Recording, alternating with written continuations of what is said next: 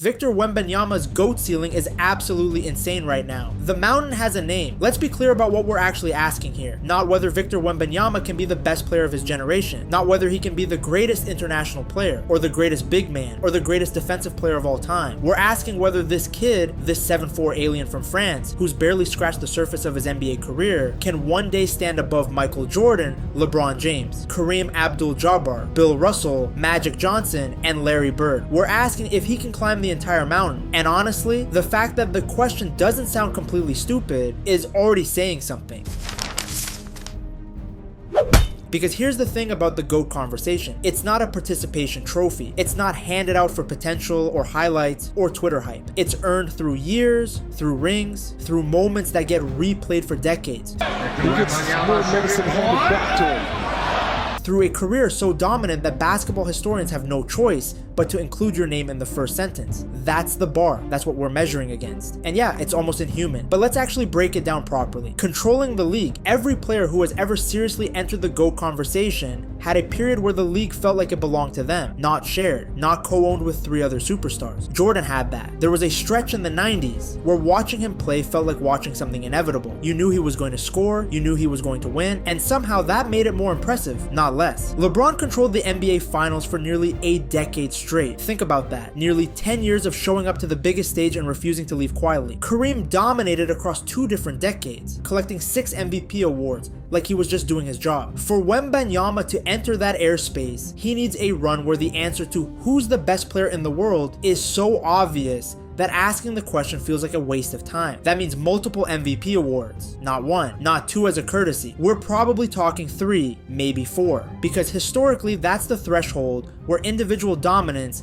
becomes undeniable. He's elite. Great, fantastic, Hall of Famer for sure. But if he wins 3 or more, now we're having a completely different conversation. Now the narrative starts shifting. Here's a fun thought though. Imagine being the poor defender assigned to guard a 7 or 4 guy who can shoot off the dribble from 30 feet. That's not basketball defense. Championships matter. They have always mattered. And no amount of advanced statistics is ever going to change that. Jordan won 6, Kareem won 6, LeBron has 4, Magic Johnson has 5, Bill Russell won 11, which is almost offensive when you think about it. Fair or not, greatness in basketball has always been tied to winning at the highest level. It's just the culture of the sport. If Wembanyama wants to be in that tier, he almost certainly needs multiple championships. And here's the part that makes it harder. He can't win them as a sidekick. He can't be the second best player on a championship team and expect that to carry serious weight in this conversation. The rings need to come with finals MVPs attached. They need to come with performances where when people remember those series, they remember Wemby. They remember him carrying the load. They remember him being the engine, the closer, the reason it happened. That probably means at least 4 titles, maybe 5, with multiple finals MVP awards proving he wasn't just along for the ride. Because in the GOAT debate, rings aren't just counted, they're weighed, and they're weighed based on context. This is where it starts to feel genuinely difficult. Because winning championships in the NBA isn't just about being great. It requires the right teammates, the right front office decisions, the right health at the right time, and frankly some luck that nobody likes to admit. Jordan had Pippen, LeBron had Wade, then Kyrie, then AD.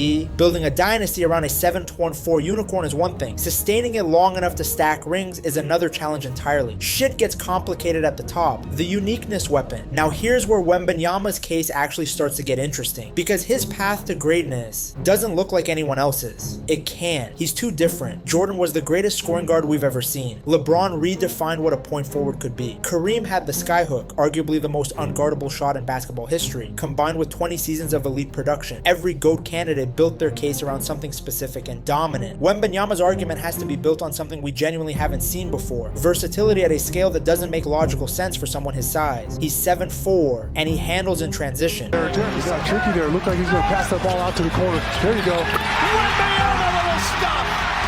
He's 7'4", and he shoots 3s off the dribble with legitimate range. He's 7'4", and he can switch onto wings and guard perimeter players without looking like a complete noob doing it. That combination of size and perimeter fluidity is unprecedented. It's not that he's a big man who can step out a little. It's that he plays like a guard who somehow ended up in a body that breaks the rules of what guards are supposed to look like. Imagine a player averaging 28 to 30 points per game, 12 rebounds, 4 assists, and 3 to 4 blocks over a sustained period of years. Not a single season, years. Imagine a guy who's in the Defensive Player of the Year conversation while simultaneously being in the MVP race every single season. That's the kind of two-way supremacy that reshapes how we talk about basketball. Defense actually matters. Here, this point deserves its own focus because it often gets glossed over when people talk about offensive superstars. Defense matters. It has always mattered in the GOAT debate, even if people don't lead with it. Jordan made all defensive teams consistently. He wasn't just a scorer, he was a legitimate pest on defense who could guard the best players on the other team. LeBron anchored elite defensive units during his prime years in Miami and Cleveland. Kareem protected the rim for 2 decades. Defense is part of the conversation whether fans acknowledge it or not, but here's what makes Wembanyama's potential case historically unique. If he becomes the best offensive player in the world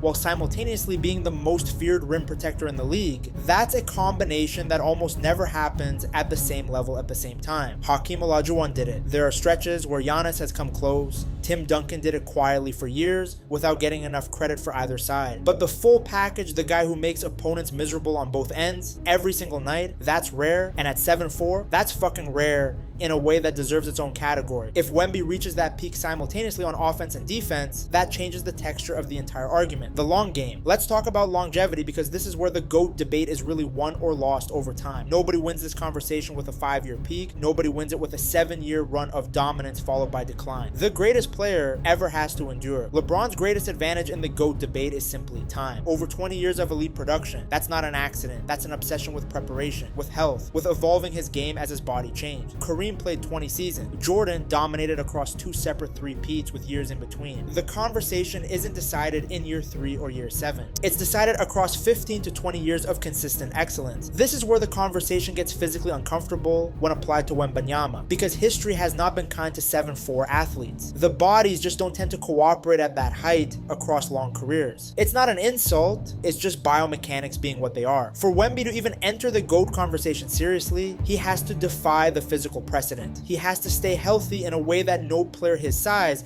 has ever managed at the highest level of the sport. He has to evolve his game as defenses adapt. He has to avoid the devastating narrative that swallows so many talented players. Because the greatest player of all time doesn't peak briefly and then become a story about what could have been. He endures. And enduring at that height is its own mountain to climb before he even touches the GOAT argument. Changing the game itself, cultural impact, is the part of this conversation that gets skipped over most often. And I think it's a mistake to ignore it, because the players who end up with the strongest GOAT arguments aren't just the ones who dominated. They're the ones who changed things. Jordan didn't just win championships. He globalized basketball. He turned the NBA into an international product in a way it had never been before. LeBron defined a generation of player empowerment, athletes understanding their own leverage and using it. Magic Johnson and Larry Bird quite literally saved the NBA in the 80s when the league was struggling. Steph Curry changed how the entire sport is played. His influence on spacing, on three-point volume, on how teams are built is still reshaping the game years later. If Wembanyama becomes the GOAT, he won't just stack statistics and collect hardware. He'll change what basketball looks like. Maybe he ushers in an era where 7-footers are trained like guards from childhood because everyone saw what a guy who moved like a guard at 7'4" could do. Maybe he shifts roster construction permanently. Maybe front offices start building entirely differently because of what he proved was possible. The GOAT isn't just dominant. The GOAT is transformative. He leaves the game different than he found it. Moments that live forever. Here's something that doesn't show up in statistics but absolutely matters. Narrative, mythology, the moments that get replayed forever. Jordan had the shot over Craig Allo. He had the flu game. He had the shrug in Portland. LeBron had the 3-1 comeback against a 73-win Warriors team. Kareem had iconic finals runs across 2 franchises. Magic Johnson dropped 42 points playing center as a rookie in the NBA Finals. These moments aren't just highlights. They're the stories that get told to explain why someone belongs at the top. They're the evidence people reach for when the debate gets heated at 2 a.m. For Wembanyama, it will take legendary playoff performances, the kind that become mythology, a 50-point finals game, a 15-block playoff masterpiece that makes defenders question their career choices, a Game 7 takeover so complete and dominant that people who weren't alive for it still know exactly what happened. The GOAT isn't built quietly. He's built under pressure, in moments where everything is on the line, and he shows up anyway. Those moments haven't happened yet, but the stage is being set. The competition makes the case. One reason Jordan's legacy hits so hard is the context of his era, the players he beat, the way he beat them. One reason LeBron's case is so compelling is the sustained quality of competition he faced across different eras of the modern game. If If Wembanyama dominates in a loaded era, we're talking about Luka Doncic, Nikola Jokic, Giannis Antetokounmpo, Jason Tatum, Shai Gilgeous-Alexander, and future superstars who haven't even entered the league yet. If he consistently outperforms all of them on the biggest stages, that strengthens his claim in a way nothing else can. The higher the quality of competition, the stronger the case becomes when you beat them repeatedly, what it actually takes. So let's just say it plainly. And so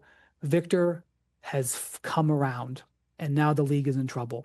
To become the greatest NBA player of all time, Victor Wembanyama needs multiple MVPs, probably 3 or 4 minimum. He needs 4 or more championships as the undisputed best player on those teams, with multiple finals MVPs to prove it. He needs sustained two-way dominance across at least 15 elite seasons without the wheels falling off at that height. He needs iconic playoff moments that get replayed for generations. He needs to transform the culture of basketball itself, and he needs a statistical profile that makes people feel like the numbers must be wrong when they look them up. That's the bar. That's what the mountain looks like from the base. And I won't pretend it isn't almost inhuman to ask someone to clear all of that. But here's the thing that makes this conversation so compelling right now. The fact that we're even asking this question about a player this early in his career says everything about how genuinely rare Victor Wembanyama already is. Most rookies are fighting for all-star appearances. Most young stars are aiming for superstardom as a ceiling. Wembanyama's ceiling, if everything goes right, if he stays healthy, if he keeps evolving, if the team around him is built correctly, isn't just the best player in the league, it's best ever. Physically, he's unlike anyone basketball has ever seen. Skill-wise, he's evolving faster than anyone expected. Mentally, he appears disciplined and composed in a way that most 20-year-olds simply aren't. The path exists, but it's narrow. Brutally, stupidly narrow. To become the greatest NBA player of all time, Wembanyama can't just be amazing. He has to be inevitable. He has to be the name that starts every championship conversation for a decade. He has to make defenders feel like they're 8 years old playing against their dad in the driveway. If one day we look back and see MVP trophies stacking, rings multiplying, defenders helpless against a 7.4 shot creator who also erases everything at the rim, and kids growing up modeling their game after a player who shouldn't logically exist, then maybe we'll say we witnessed something bigger than potential. Maybe we'll say we watched the greatest player basketball has ever seen. But right now, the mountain remains, and Victor Wembanyama is only at the base. If you enjoyed watching this, make sure you subscribe and hit the notification bell so you never miss a video. We've got plenty more coming, and trust me, you don't want to miss where this conversation goes next.